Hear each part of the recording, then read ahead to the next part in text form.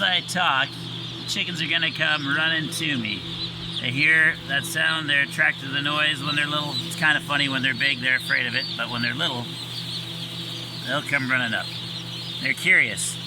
That's how they find their feed, their water. They see the little silver drop of water hanging off these nipples. There they go, they're pecking at it. They're pecking at the phone too. They'll scratch the paper, they'll scratch the ground. They're finding feed there. That's what we want.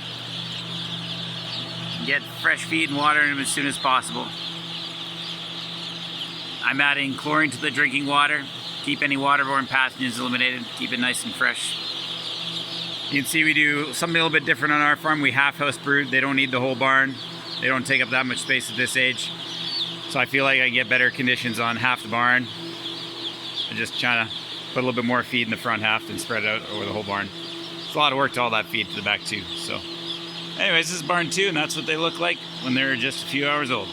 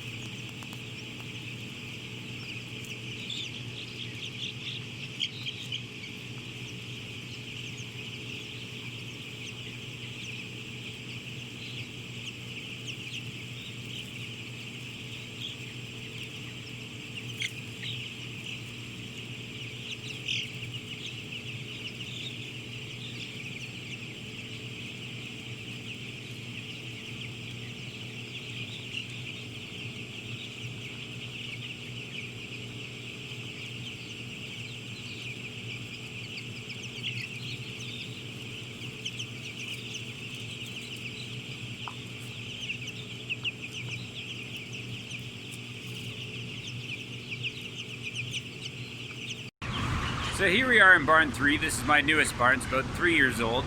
It's 56 feet wide, 264 feet long.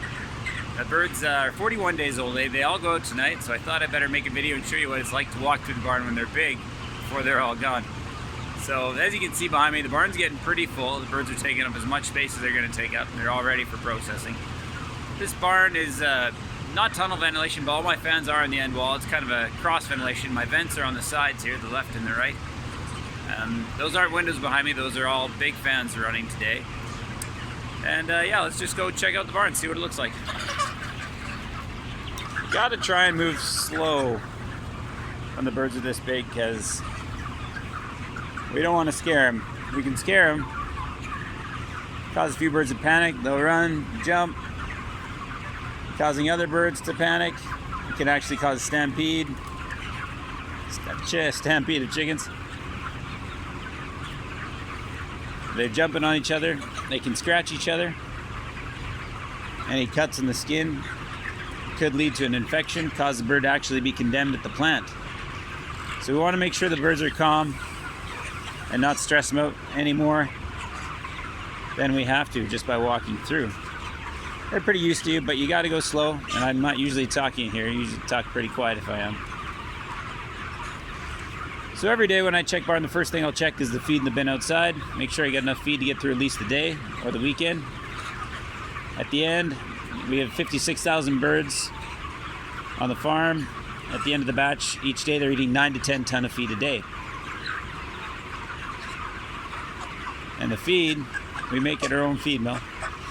Comes in the barn, it's augered in, comes in the hoppers, then it's augered down the length of the barn through these silver pipes, drops into these red pans until it hits a switch at the back. So it's all automatic. It's pretty simple system, but it is probably my most common breakdown problem with the feeders. You can see the whole particles in there. The big particles in there are whole wheat. The rest of it's a mix of canola, soybeans, a bunch of stuff. I'll show you what's all in there when we go check out the feed mill. So I check the feed, make sure that's all good every day. And then I also check the water, making sure they have lots of clean, fresh water. Lots of water pressure at the nipples. At the computer at the front, I monitor exactly how much they consume water each day. Lots of cold water. Today, this barn will drink about 6,000 liters of water. Not sure if I mentioned in the beginning of the video, this is hold up to 20,000 birds in this barn. 56 feet wide, 264 feet long.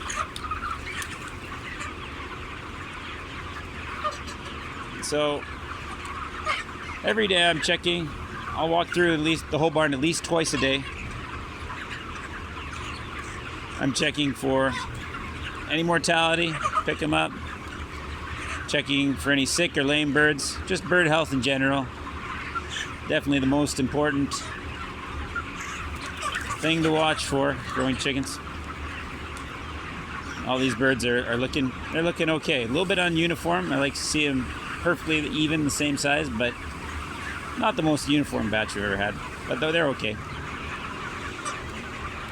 Every day we're monitoring temperature and humidity in the barns. It's about 24 degrees in here, 35% humidity. That's pretty good for chickens. Ideal temperature would be 19 to 20 degrees. Outside it's about 24 degrees though, and we don't have air conditioning. Try and cool the barns with a tunnel ventilation or evaporative cooling. Don't need it today, it's not too hot. So we're also monitoring humidity basically to control litter conditions. We want the litter not too dry, not too wet. Too dry, it causes too much dust in the barn. It can cause respiratory issues or cracks on their feet. If it's too dry, their skin's too dry, their feet can crack. Too wet, cause a lot of ammonia in the barns, could cause foot pad lesions. This litter is pretty good. You see it's loose, but not super dusty. It's perfect. All these birds, their feet are good, they're walking around nice.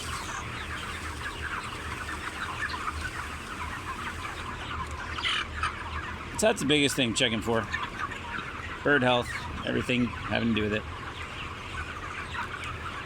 Pretty easy to tell if you got a breakdown as soon as you walk in. Yeah, just walk through slow, keep them as calm as possible.